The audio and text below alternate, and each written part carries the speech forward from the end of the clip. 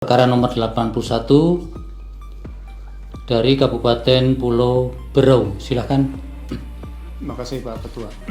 Putusan nomor 81 PHPU BUP 23 tahun 2025 demi keadilan berdasarkan Ketuhanan Yang Maha Esa Mahkamah Konstitusi Republik Indonesia yang mengadili pada perkara konstitusi pada tingkat pertama dan terakhir menjatuhkan putusan dalam perkara perselisihan hasil pemilihan umum Bupati dan Wakil Bupati Berau tahun 2024 diajukan oleh Madri Pani dan Agus Wahyudi pasangan nomor urut 1 memberikan kuasa kepada Abdul Hamid dan kawan-kawan selanjutnya disebut pemohon terhadap Komisi Pemilihan Umum Kabupaten Berau memberikan kuasa kepada Ali Nurdin dan kawan-kawan selanjutnya disebut termohon 2.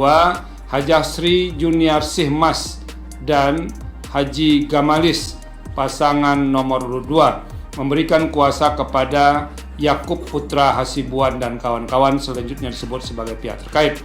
Membaca permohonan pemohon dan seterusnya dianggap telah diucapkan, duduk perkara dan seterusnya dianggap telah diucapkan. Pertimbangan hukum, kewenangan mahkamah, tenggang waktu, dan kewenangan dianggap telah diucapkan. Pokok permohonan dalam eksepsi dianggap telah diucapkan. Menimbang bahwa pemohon mendalilkan adanya pelanggaran yang fundamental yang mengakibatkan pihak terkait dapat dikenai sanksi pembatalan sebagai calon bupati dan wakil bupati Berau, yaitu berkaitan dengan mutasi dan atau rotasi dan seterusnya dianggap telah diucapkan. Terhadap dalil permohonan akuo, termohon memberikan jawaban dan seterusnya dianggap telah diucapkan.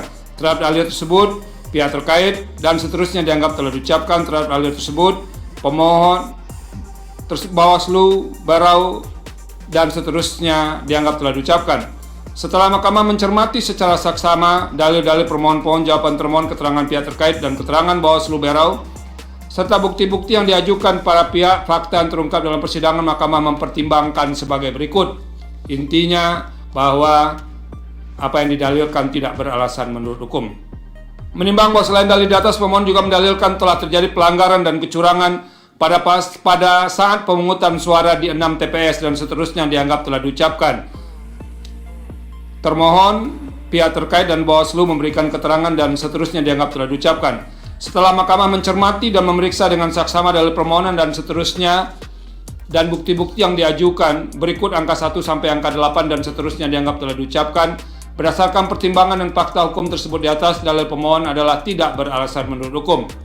Menimbang bahwa selanjutnya pemohon dalilkan telah terjadi pembukaan kotak suara yang tidak sesuai dengan peraturan perundang-undangan di 4 TPS, yaitu TPS 001, TPS 006, TPS 008 Gayam, dan TPS 011 Gunung Panjang, Kecamatan Tanjung Redep, dan seterusnya dianggap telah diucapkan. Berkenaan dengan dalil akuo, termohon, pihak terkait dan Bawaslu sudah memberikan jawaban dan keterangan dan selanjutnya dianggap telah diucapkan. Setelah mahkamah memeriksa dengan saksama dan seterusnya, bahwa berdasarkan bukti-bukti dan fakta yang terungkap di persidangan, keempat kotak suara masih dalam kondisi tertutup dan masih terkunci dengan kunci kabel TIS dan masih tersegel meskipun secara kasat mata segel kotak suara terlihat kendur. Kondisi bagian atas kotak surat suara tempat lubang masuknya surat suara masih belum tertutup segel stiker, sedangkan bagian lainnya masih aman sehingga tidak memungkinkan adanya pengambilan barang dari dalam kotak suara, di mana semua dokumen dalam kotak suara masih tertutup sampul surat yang tersegel dan kotak suara masih tertutup plastik yang terikat dan seterusnya dianggap telah diucapkan. Berdasarkan pertimbangan dan fakta hukum tersebut di atas, dalil pemohon tidak beralasan menurut hukum. Menimbang bahwa berdasarkan seluruh pertimbangan hukum di atas, mahkamah berpendapat permohonan pemohon tidak beralasan menurut hukum dan untuk seluruhnya. Konklusi dan seterusnya dianggap telah diucapkan berdasarkan Undang-Undang Dasar Negara Republik Indonesia tahun 1945 dan seterusnya dianggap telah diucapkan.